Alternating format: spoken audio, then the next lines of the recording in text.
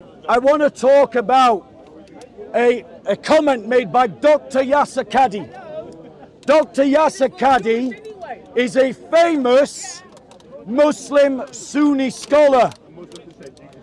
And he has said this week in a 1 hour and 40-minute interview, he just stated the following. So I'll just read from an article which reads as follows.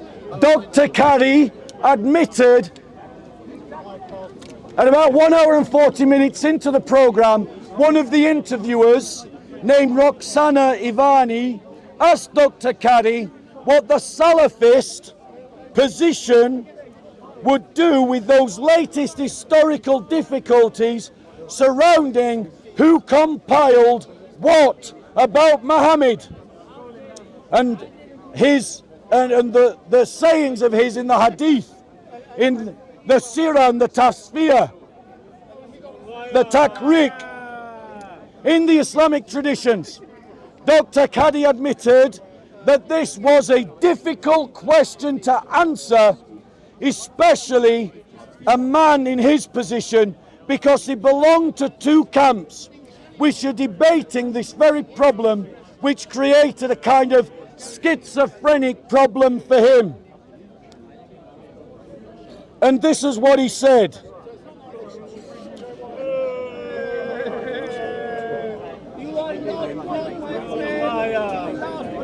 He said that between the Islamic science of hadiths and the Western academic historical method, there is no commonality, ladies and gentlemen. Now I want to explain to you a little bit about what he was talking about.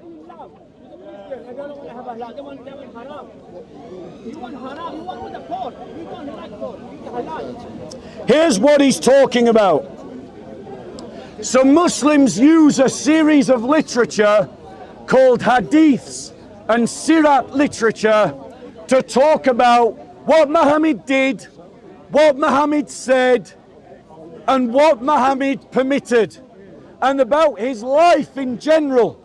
However, ladies and gentlemen, that literature in its entirety is dismissed by Western historians as not being sufficient in its as a source about Muhammad's life. Now, I'm going to explain why.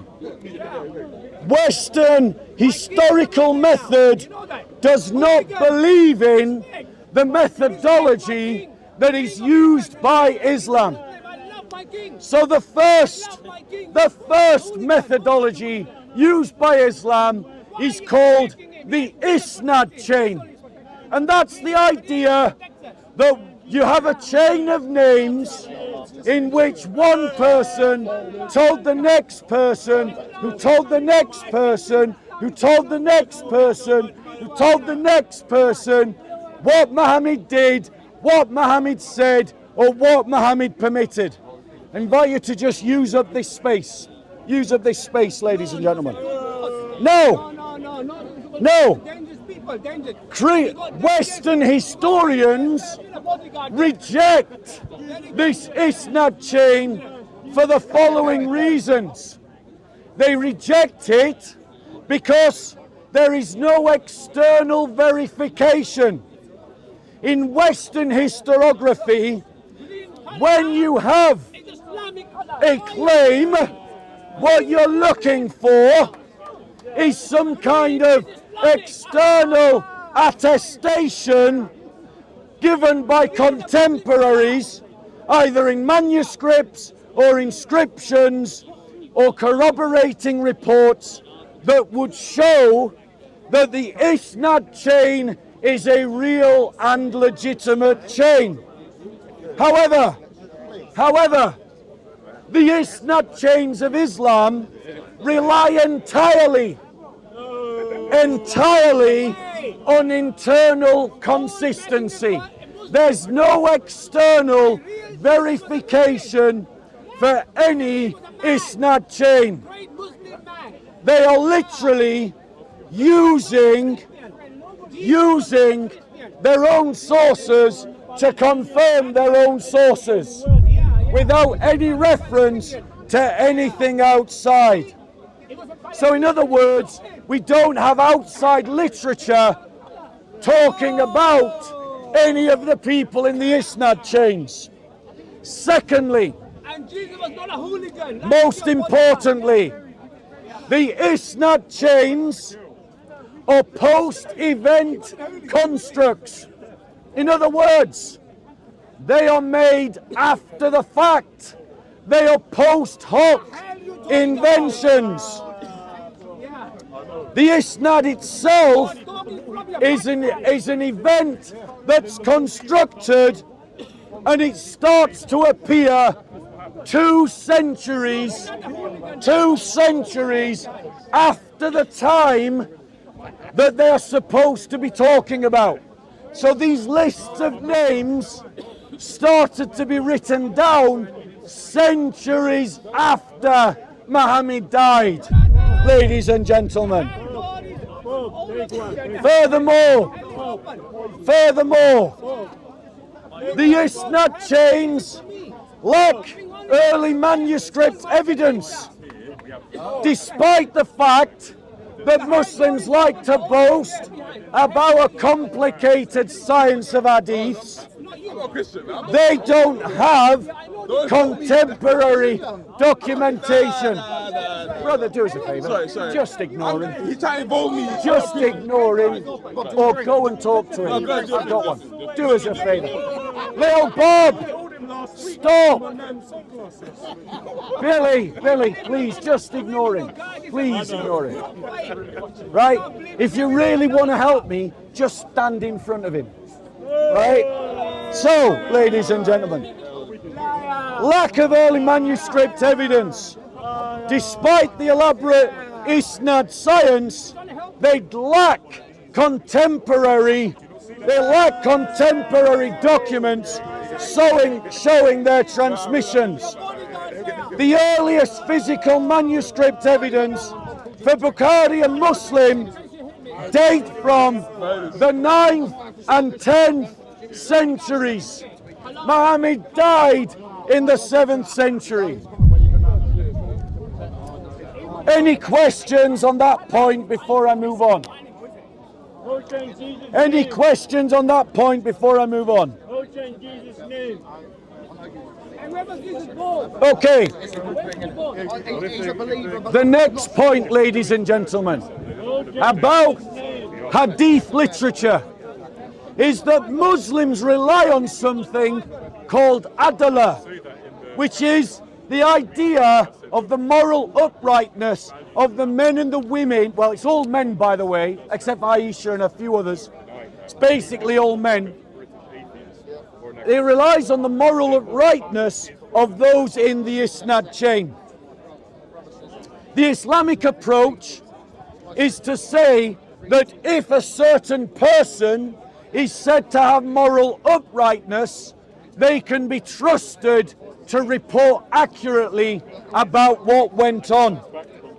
But there's huge amounts of problems with that. Firstly, it is entirely subjective.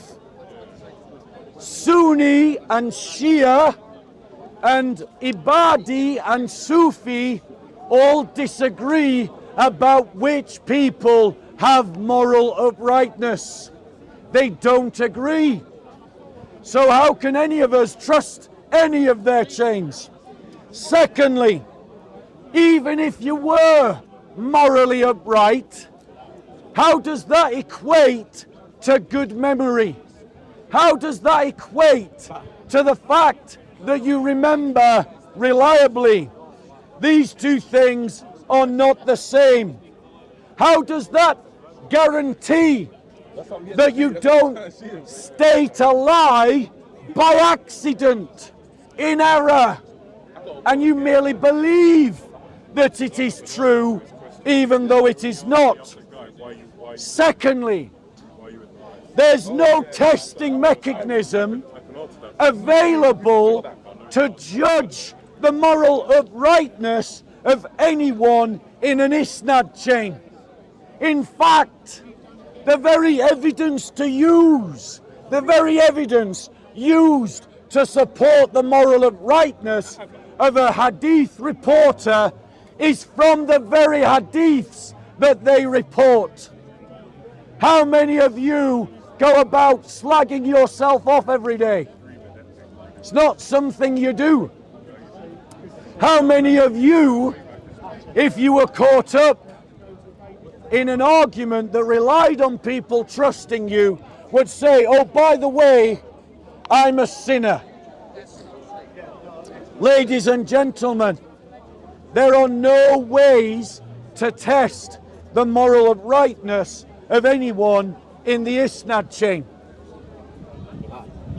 And thus, ladies and gentlemen, trust in the isnad chains that verifies the hadiths is an entirely circular logic. Any questions on that before I move on to my next point? Any questions on that point before I move on to my next point? Okay, the third aspect that Muslims think guarantees their isnad chains is what they call liqa. Liqa is the idea that two people in the chain actually met and were contemporaries of one another. But the massive problem with that, and this is what Muslim scholars don't tell Muslims, and it's what Muslim da'i never tell any of us, is that in their methodology, possibility equals reality. In other words, they take it for granted that if two people could have met, that means that they did in fact meet.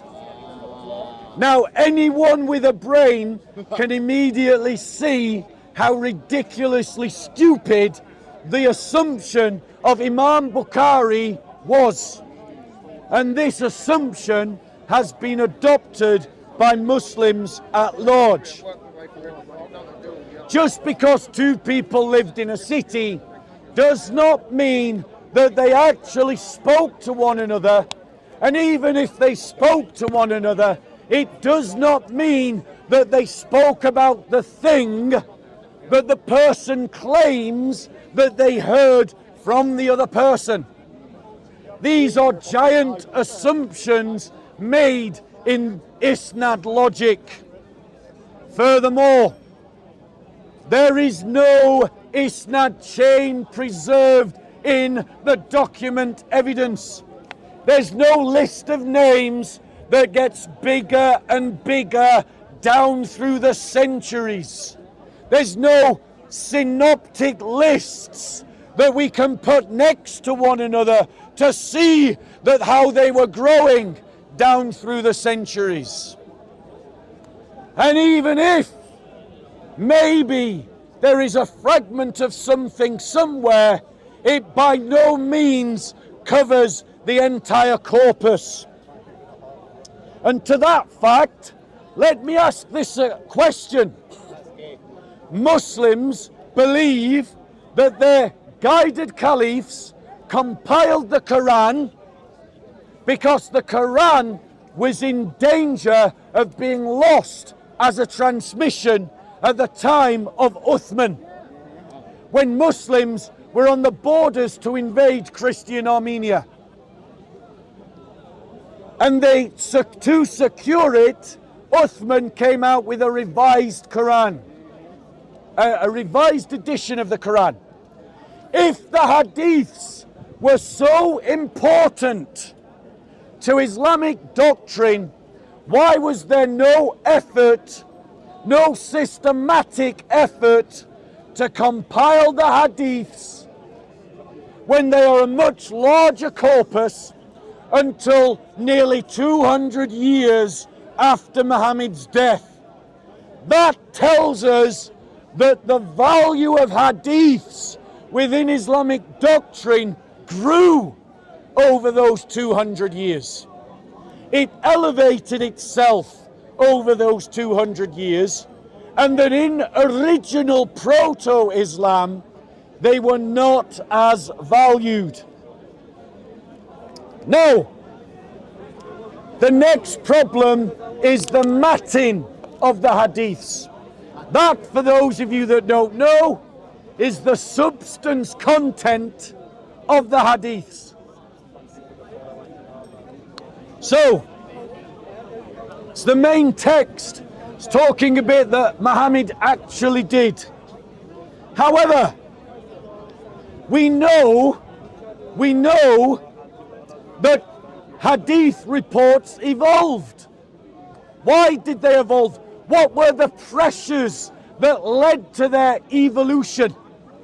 The first pressure was sectarian differences between Muslims themselves. Shia and Sunni argued over pretty much everything. And still do. And each group created hadiths to support their position. Secondly, was divisions and differences between and within different Muslim communities. If you look at the four madhabs of classical Islam that have survived into the current time, they disagree on just about everything. And each of them refer to hadiths to support their position. And so, ladies and gentlemen, these disagreements led to the creation of fictional hadiths. And there were theological and Sharia fiqh based reasons for the creation of hadiths. And the system to filter fake from real hadiths came too late.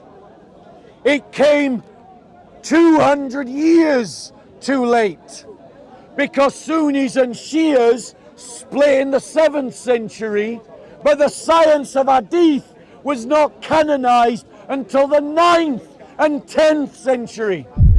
And the madhabs, with all their peculiar arguments, had already formed with their different methodologies of fiqh, which is the methodology of deciding Sharia law. They'd already formed before the 10th century. And so the science for filtering fake from real hadith, fake from da'if, came too late to guarantee that the current corpus of hadith is not actually penetrated completely with fictions and lies. Furthermore,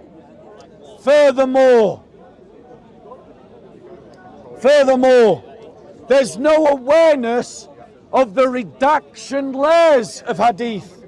So, for example, the Western historian on Islam, G.H.A. Junbol and Harold Motsky, showed that hadiths were often the subject of gradual development, with isnads added retrospectively. When you look at Bukhari and Muslim and their method, they tried to reconstruct earlier form. There was no attempt by those imams to reconstruct earlier forms of the hadiths. And so, layers and modulations of hadith stories developed and were included in the hadith literature. Any questions on that point before I move on to my next point?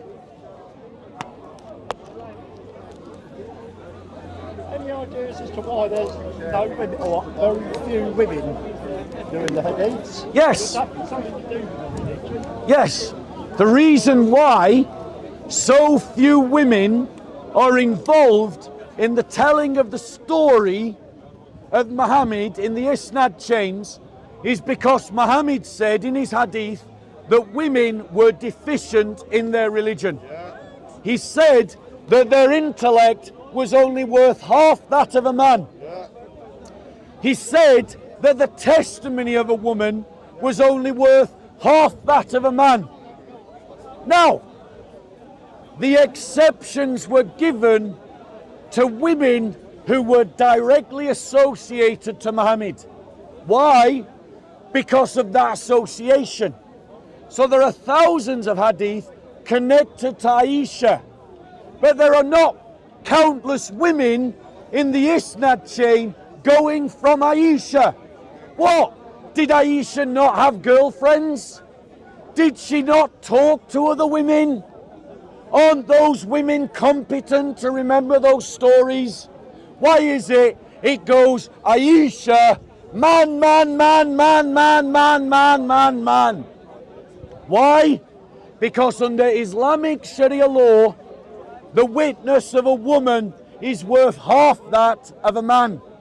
So you would need two women to testify to every story that one man could testify to in the hadith.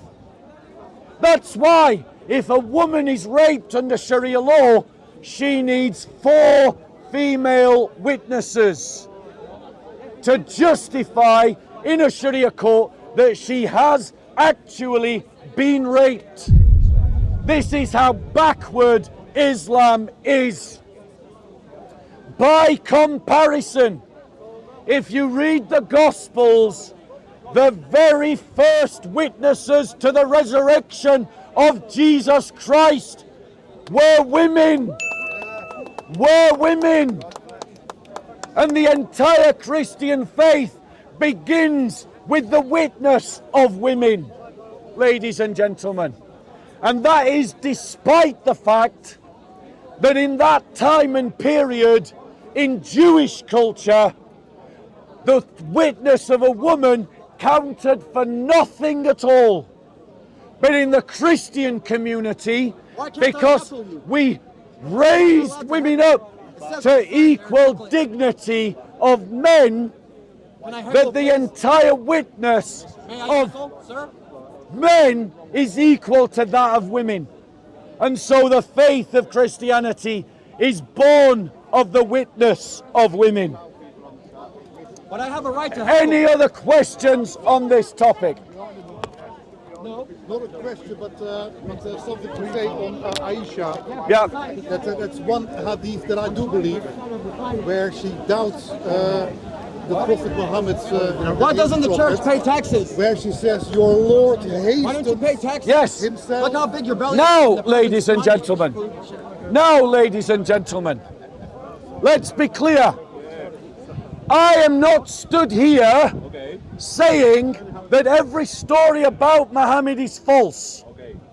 I believe that there probably are some true stories where, for instance, there is corroboration between the Quran and the Hadith. And I mean direct corroboration, not tangential corroboration. I believe that there was a living tradition around Muhammad that probably did survive, though malformed, into the present. But I say to you that even the embarrassing stories about Muhammad were probably made by Christian converts to Islam or Zoroastrian converts to Islam who did it under duress and resented their conversion. And thus they started embarrassing hadiths about Muhammad, attached it to believed isnad chains, popularized it, and then some scholar, because it helped them to look all scholarly, started talking about it because the science of hadith is pointless and useless. But why are you so violent? So, Why did your friend? ladies and gentlemen, Violent. Ladies and gentlemen, Man, forget about this. I'll move on to the next point. Even your girlfriend is asking you to shut up. Even your girlfriend is asking you to behave like a man and not a child, so she doesn't have to be stood next to an emotional toddler. You are embarrassing your woman. Have some damn self-respect. Aren't you emotional? Now, ladies and gentlemen. Now, ladies and gentlemen. Believe me, bro. Every day of the week, I am 3 times the man that you will ever be. How'd you know that? Now, ladies and gentlemen, because I don't mock children getting raped. You do. Now, let's go on. Let's go on, ladies and gentlemen. This next point is quite damning of the Islamic method. Muslims use a process called ijma. Now, ijma on paper means the consensus of the Muslim community. But ever aware of a bad idea in Islam and the Quran and the Hadith, the scholars of Islam have bravely stepped forward to give their interpretation of ijma as not being the consensus of the Muslim community, but the consensus of the scholarly Muslim community. Which raises the obvious question, whose scholars? The scholars of the Salafi, the scholars of the Ash'ari, the scholars of the Sufi, the scholars of the Ismaili, the scholars of the Ahmadiyya, the scholars of the Abadi. Whose scholars are we supposed to trust? Like, whose hadith chains are we supposed to trust? Whose hadiths are we supposed to trust? It's a completely subjective criterion, and it simply depends in which tradition you were brought up. However, consensus is hardly ever evident. Go and look at the madhabs like I have. Look at any question and virtually they'll disagree. They'll disagree on just about everything. That's why religion is flawed. And then those disagreements get even worse when you look at the different sects of Islam. But Christianity's got the They same disagree on their doctrines. They disagree on their practices. They disagree on all of these things, showing that there is no ijma.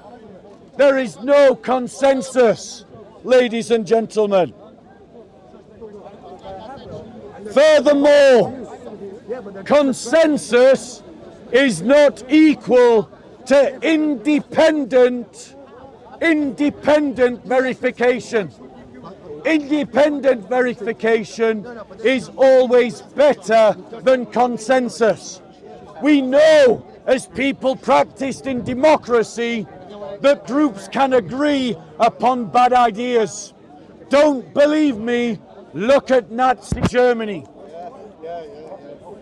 Groups can agree upon error, and we can look at Islamic tradition and see that Muslims change their mind. If you compare the Sirat autobiographical literature of early Islam that predates the hadiths of Imam Bukhari and Muslim, those early Sirat literature is on the whole rejected, even though it's an earlier source. In other words, the later historical records of hadith outrank the biographies of the Sirah, even though the stories of the Sirah and the stories of the hadith supposedly arrived in the same way, people remembering. And that decision was made because later generations found earlier reports embarrassing. We see another example of this happening right now, today, in front of all of our eyes.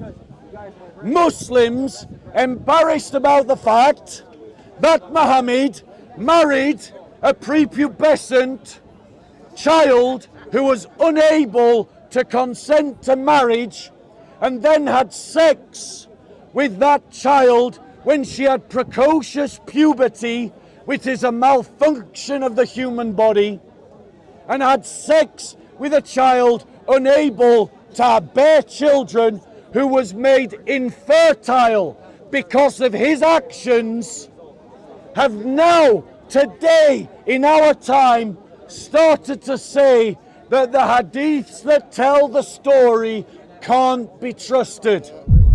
And so Muslim doctrine and Muslim beliefs in hadiths are always modulated by the pressure that the Muslim community feels. Right now, Prince Solomon of Saudi Arabia, the ruler of Saudi Arabia, has taken virtually all the hadiths and kicked them in the bin because he wants to liberalize Saudi Arabia. And he is arguing that most hadiths can't be trusted.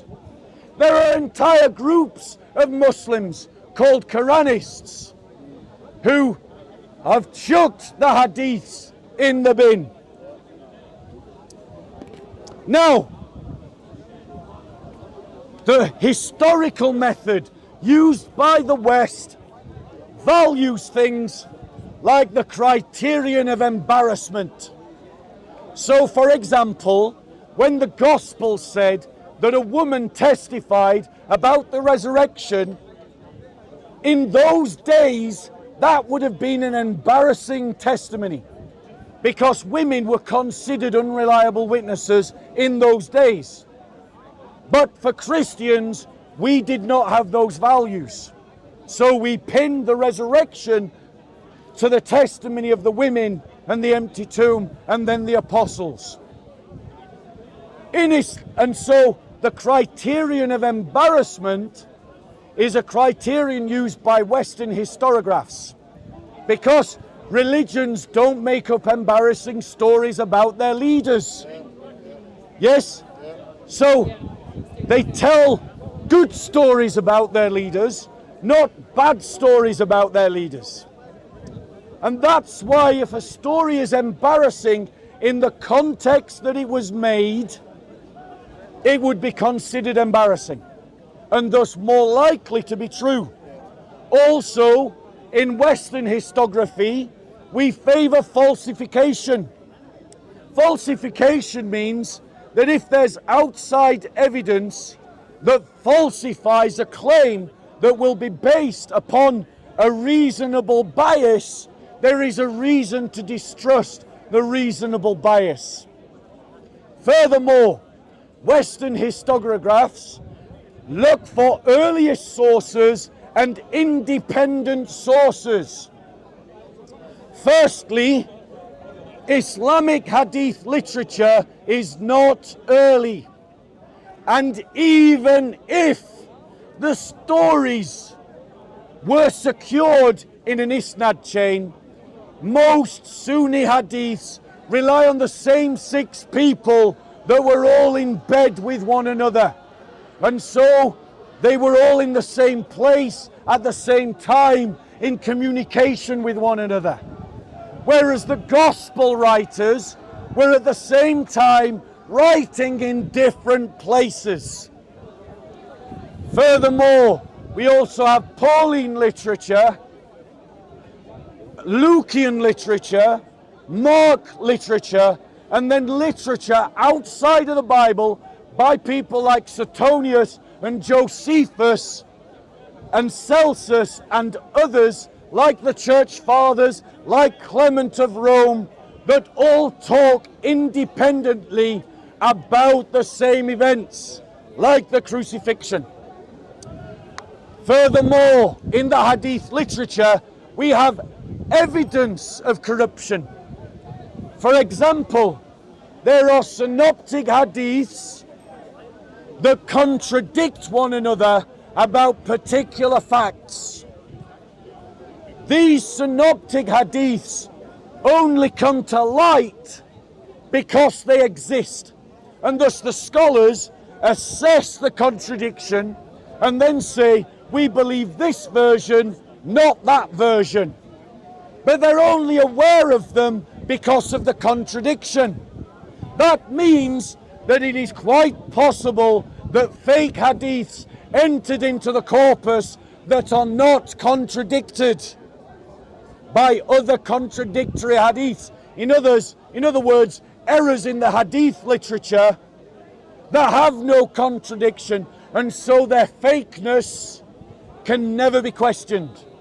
They're standalone reports. Furthermore, there's clear fabrication and fictional stories in the hadiths, such as the fact that the hadiths give a report about a Roman emperor and private correspondence of a Roman emperor and a private meeting of a Roman emperor without any possibility that any of the people who heard that report could have had access to either the meeting or the correspondence. In other words, it was propaganda made up to dishearten Byzantine Christians who were at war and occupied by Muslim forces. Furthermore, there are hadiths that directly contradict the Quran. The Quran is the only 7th century Muslim document that we have. There is no 7th century Muslim document of the hadith. But there are hadiths that contradict the Quran.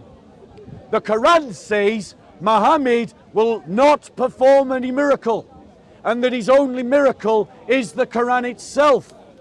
But the hadiths report miracles of Muhammad. Why do you think that was? I'll tell you why.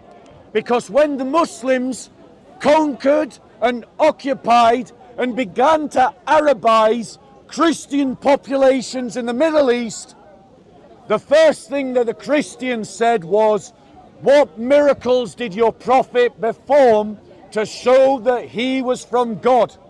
And the Muslims opened up their Quran and found nothing. And so they started to make up stories about miracles to show that Muhammad was a prophet from God. And for these reasons, ladies and gentlemen, every Muslim,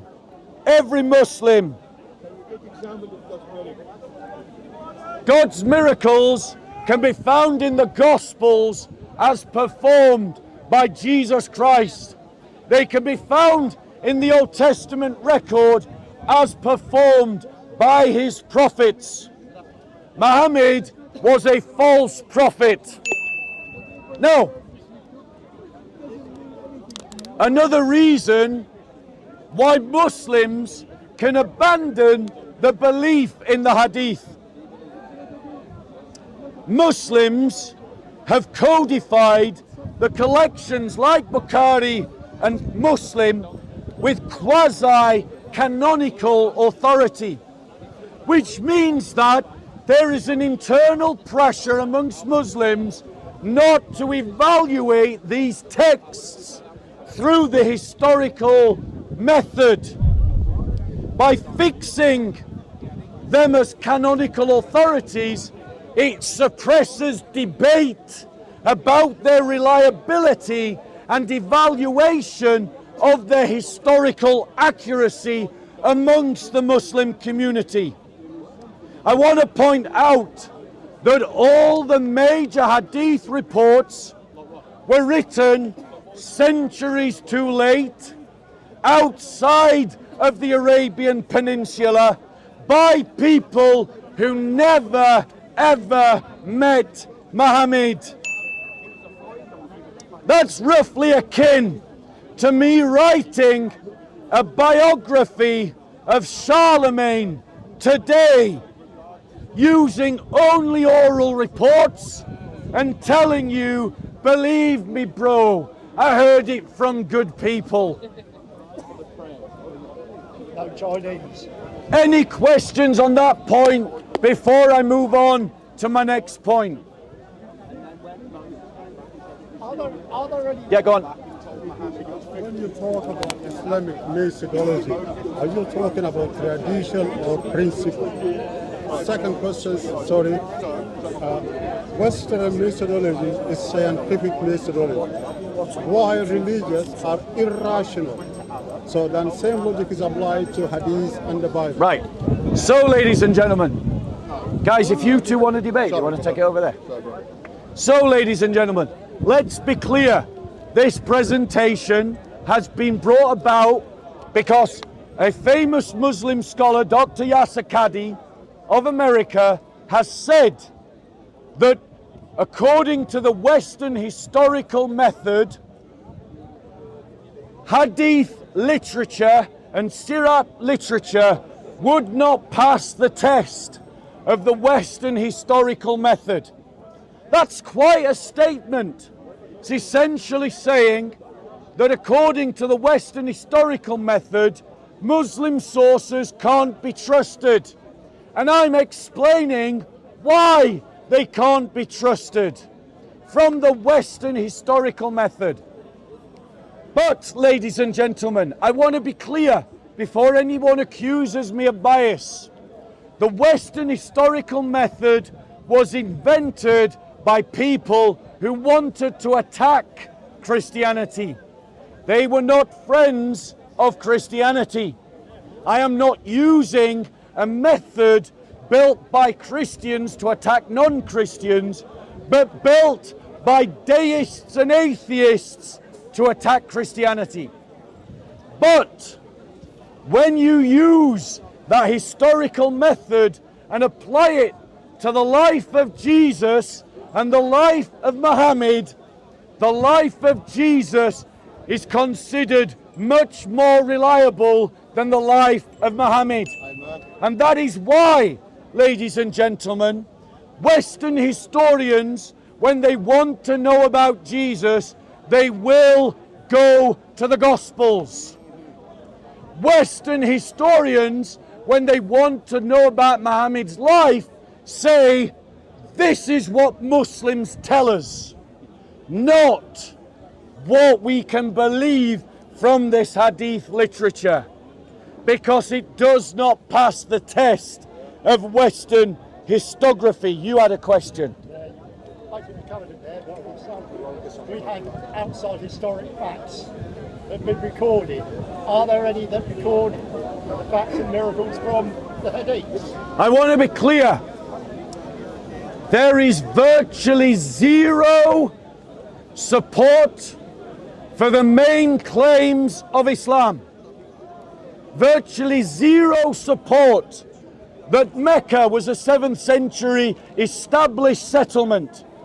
Virtually zero support for the claim that Muhammad was a prophet that did any of the things claimed about him in the Hadith literature. But, ladies and gentlemen, when it comes to Jesus Christ, we have extra biblical support that he was a teacher, that he was called the Messiah, that he had Gentile and Jewish followers, that he was crucified under Pontius Pilate, that he was worshipped as a god.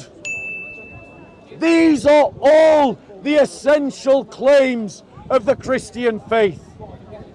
And so, by the historical method, Christianity stands tall as Islam's hadiths fall and fall and fall.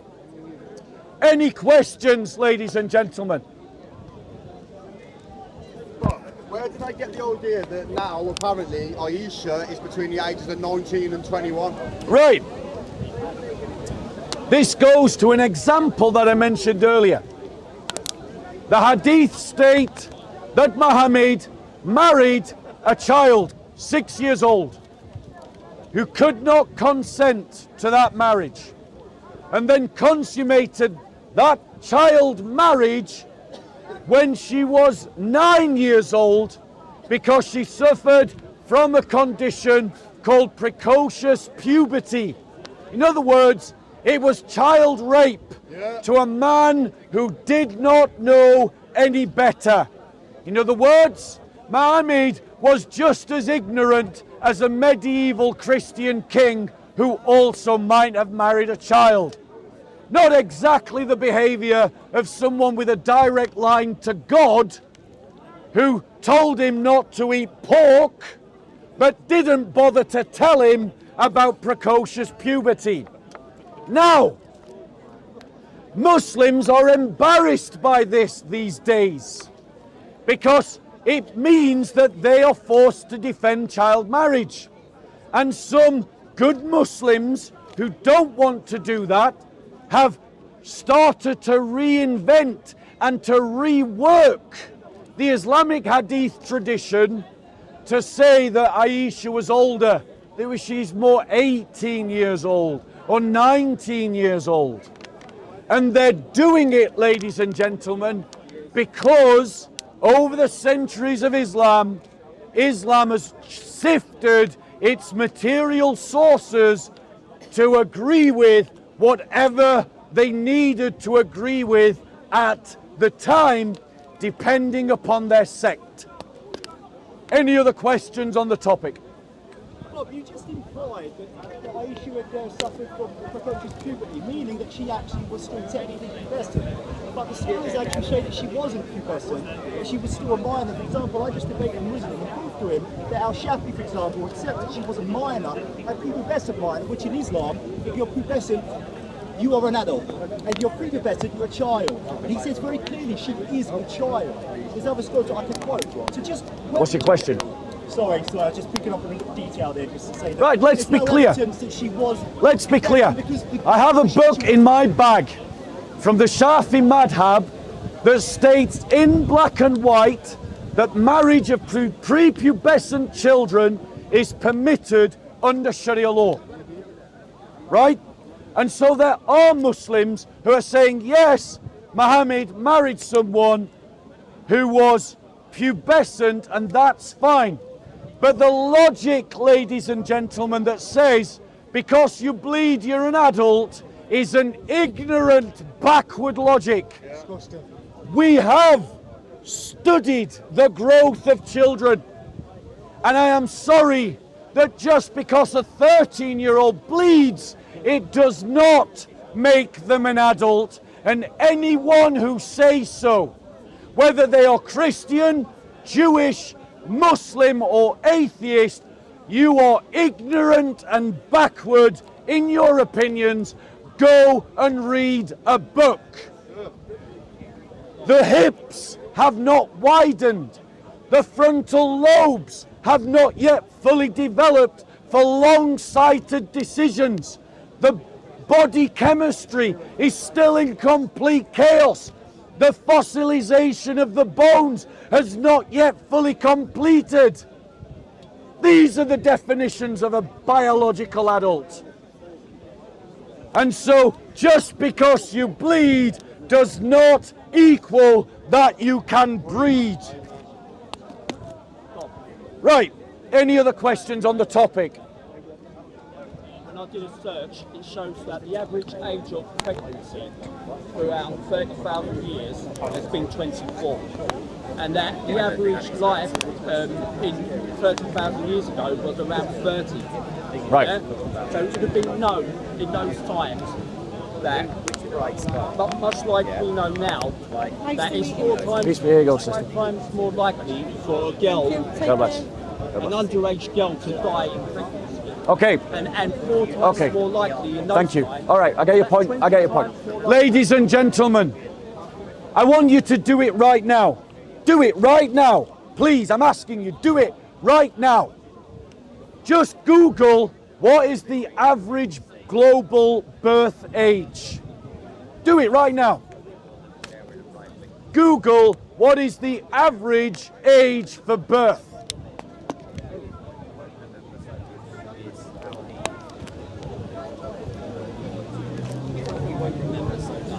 I need some time. Yeah. Bro, sorry, yeah. So when you're Sir. ready, come and get me. Yeah. Yeah. Has anyone done it? 30.9 years. 30.9 years is the average age of birth. Now, ladies and gentlemen, that's probably pulled up by the fact that in the West, we're not having children. And we're having children too late.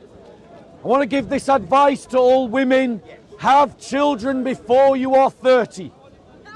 Seriously. Fertility drops from 35 onwards like a brick. If you want to have children, have them before you are 30. But, ladies and gentlemen, the fact that the average natural birth rate of all communities, all civilizations, all religions works out at 30 demonstrates how Muhammad was wrong to have sex with a 9-year-old child. There is a reason why we wait for children to be older before we penetrate them. Any other questions on the topic of the Hadith?